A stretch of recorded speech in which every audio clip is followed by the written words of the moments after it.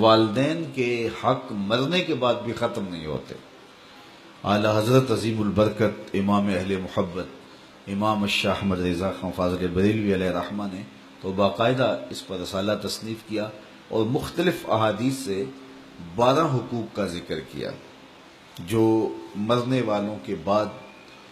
ان کی اولاد کے ذمے عائد ہوتے ہیں۔ ایک حدیث میں 4 حقوق کا ذکر ہے، ان میں سے سب سے پہلا حق یہی ہے الصلاۃ علیہما،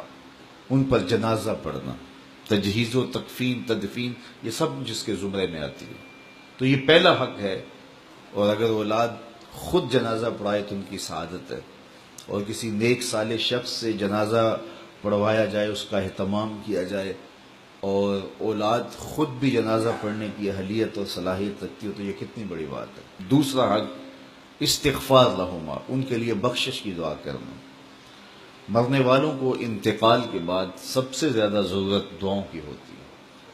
حضور علیہ السلام کا فرمان ہے ہم جب کسی شخص کو بھی قبر میں دفن کر کے آتے ہیں تو اس کی حالت ایسے ہوتی ہے جیسے کوئی شخص پانی میں غوطے کھا رہا ہو۔ اس مشکل اور آڑے وقت میں اپنے پسماندگان کی طرف سے اگر اسے کسی چیز کا انتظار ہوتا ہے تو دعاؤں کا انتظار ہوتا ہے۔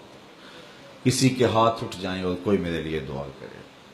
ابھی سے سوچ لو انجام اپنی طوطا چشمی کا، قبر میں تم کو بھی ضرورت ہوگی دعاؤں کی۔ اور میں کہتا ہوں کہ اگر اولاد صالحہ ہے، اولاد نیک ہے، تو دعاؤں کا تسلسل بھی جاری رہے گا، اور خود اولاد کا وجود صدقہ جاریہ ہے۔ اولاد اگر عالم دین ہے تو وہ علم نفع بخش ہے، ماں باپ کو قبر میں نور اور روشنی کا ذریعہ ہے۔ امام نبہانی علیہ رحمہ جواہر البحار جن ایام کے اندر لکھی ہے، تو اس دوران ان کی اہلیہ محترمہ نے ان کو گھریلو امور سے جو ہے وہ اس انداز سے محفوظ رکھا اور اس انداز سے ان کا خیال کیا کہ کوئی بھی گھر کا معاملہ ہوتا تو ان تک نہ پہنچنے دیتی، کہ میرا شوہر رسول کریم صلی اللہ علیہ وآلہ وسلم کے فضائل لکھ رہا ہے اور حضور کی عظمتوں پر جو ہے وہ کام کر رہا ہے، اور میں ان کو گھریلو الجھنوں کا شکار کر دوں، یہ نہیں کروں گی۔ تو امام نبہانی نے وہ کتاب مکمل کی۔ اس دوران ان کی اہلیہ نے چونکہ اپنے شوہر کو گھریلو الجھنوں میں مبتلا نہیں ہونے دیا کہ یہ حضور کے دین کا کام کر رہے، تو اس سلے کے اندر امام نبہانی کی زوجہ محترمہ کو 4 مرتبہ حضور کا دیدار نصیب ہوا کہ تو نے میرے خادم دین کے لیے آسانیاں پیدا کی ہیں۔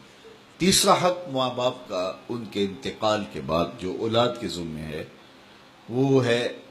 ان کے وعدوں کو پورا کرنا۔ اللہ سے وعدہ ہے، کوئی منت مانی ہے ادا نہیں کر سکے، اس کو پورا کیا جائے۔ مخلوق سے کوئی وعدہ تھا،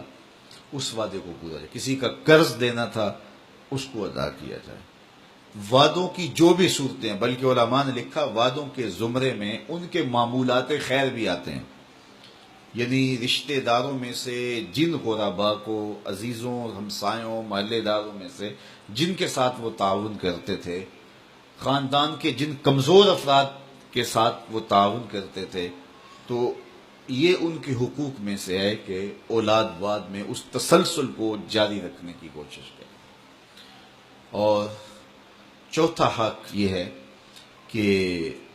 بر الاصدقاء، باپ ہے تو اس کے دوستوں کے ساتھ، ماں ہے تو اس کی سہیلیوں کے ساتھ حسن سلوک کیا جائے۔ چچا باپ کی جگہ پہ ہے، خالہ ماں کی جگہ پہ، تو ان کے انتقال کے بعد وہ رشتہ دار جب گھر آئیں تو ان کو اسی طرح پیار، اسی طرح محبت، اسی طرح عزت اور آبرو ملے،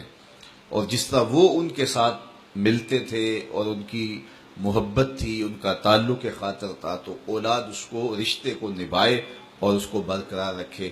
اور اس سے ان کی قبر میں روح خوش ہوتی ہے۔ تو یہ 4 حق ایسے ہیں جو مرنے کے بعد بھی اولاد کے ذمے لازم ہوتے ہیں کہ وہ اپنے ماں باپ کو مغفرت کی دعاؤں میں یاد رکھے اور ان کے لیے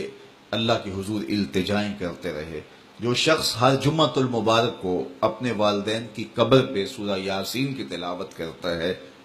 تو اس کی بھی مغفرت ہو جاتی ہے اور ماں باپ کی بھی مغفرت ہو جاتی ہے۔